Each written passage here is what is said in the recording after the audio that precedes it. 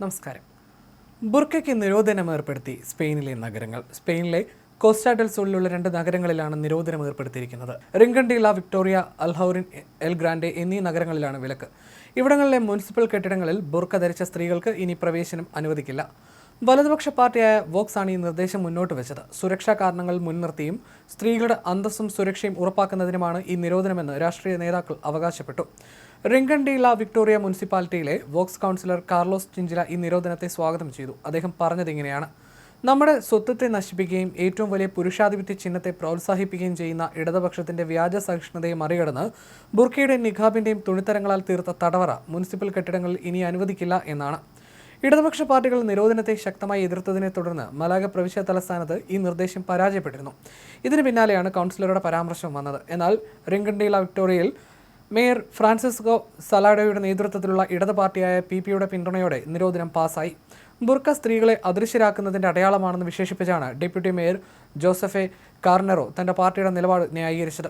അതേസമയം അൽഹൗറിൻ, El Grande ഇടത് പാർട്ടിയായ PSOEയുടെ ഭരണത്തിന് കീഴിലാണെങ്കിലും ചില രാഷ്ട്രീയ ഗ്രൂപ്പുകൾ വോട്ടെടുപ്പിൽ നിന്ന് വിട്ടുനിന്നതോടെ നിരോധനം നടപ്പിലായി. സ്ത്രീകളെ തരം താഴ്ത്തുന്ന സംസ്കാരങ്ങളിൽ നിന്ന് അവരെ സംരക്ഷിക്കാൻ താല്പര്യമില്ലെന്ന് ഇടതുപക്ഷ രാഷ്ട്രീയക്കാർ തെളിയിച്ചിരിക്കുകയാണെന്ന് മലാഗ സിറ്റി കൗൺസിലിലെ വോക്സ് കൗൺസിലർ യോളാൻഡ ഗോമസ് ആഞ്ഞടിച്ചു. എന്നാൽ മുസ്ലിം സ്ത്രീകളുടെ വ്യക്തി സ്വാതന്ത്ര്യത്തെ ഈ നിയമം ഹനിക്കുന്നുവെന്നാണ് സ്പാനിഷ് മാധ്യമങ്ങളിൽ വലിയ വാർത്തയായ ഈ നിരോധനത്തെ വിമർശിക്കുന്നവർ പറയുന്നത്.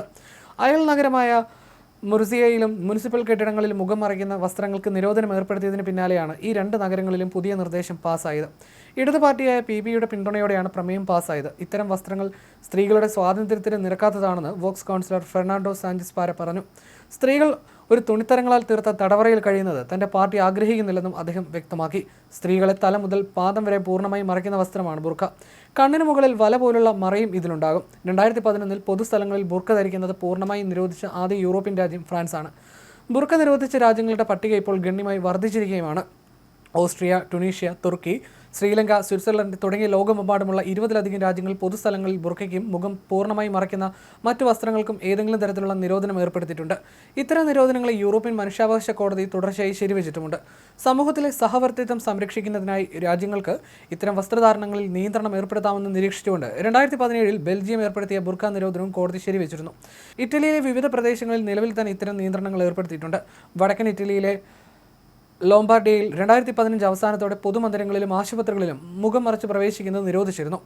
പോർച്ചുഗൽ പാർലമെന്റ് ആകട്ടെ കഴിഞ്ഞ വർഷം ഒക്ടോബറിൽ ലിംഗപരമോ മതപരമോ ആയ കാരണങ്ങളാൽ മുഖം മറയ്ക്കുന്ന വസ്ത്രങ്ങൾ ധരിക്കുന്നത് മിക്ക പൊതുസ്ഥലങ്ങളിലും നിരോധിച്ചുകൊണ്ട് ബില്ല് പാസാക്കിയിരുന്നു. തീവ്ര വലതുപക്ഷ പാർട്ടിയായ ഷെഗെ നിർദ്ദേശിച്ച ഈ നിയമം പ്രധാനമായും ലക്ഷ്യം വെക്കുന്നത് മുസ്ലിം സ്ത്രീകൾ ധരിക്കുന്ന ബുർക്കയും നിഖാബിനെയുമാണ്. പുതിയ ബില്ല് പ്രകാരം പൊതുസ്ഥലങ്ങളിൽ മുഖം മറയ്ക്കുന്ന വസ്ത്രങ്ങൾ ധരിച്ചാൽ €200 മുതൽ €4000 വരെ പിഴ ഈടാക്കും. മറ്റൊരാളെ കൊണ്ട് നിർബന്ധിച്ച് ഇത്തരം വസ്ത്രങ്ങൾ ധരിപ്പിച്ചാൽ 3 വർഷം വരെ തടവ് ശിക്ഷയും ലഭിക്കാം. എന്നാൽ വിമാനങ്ങൾ, നയതന്ത്ര കാര്യാലയങ്ങൾ, ആരാധനാലയങ്ങൾ എന്നിവിടങ്ങളിൽ മുഖം മറയ്ക്കുന്ന വസ്ത്രങ്ങൾ ധരിക്കാൻ അനുവാദമുണ്ടാകും.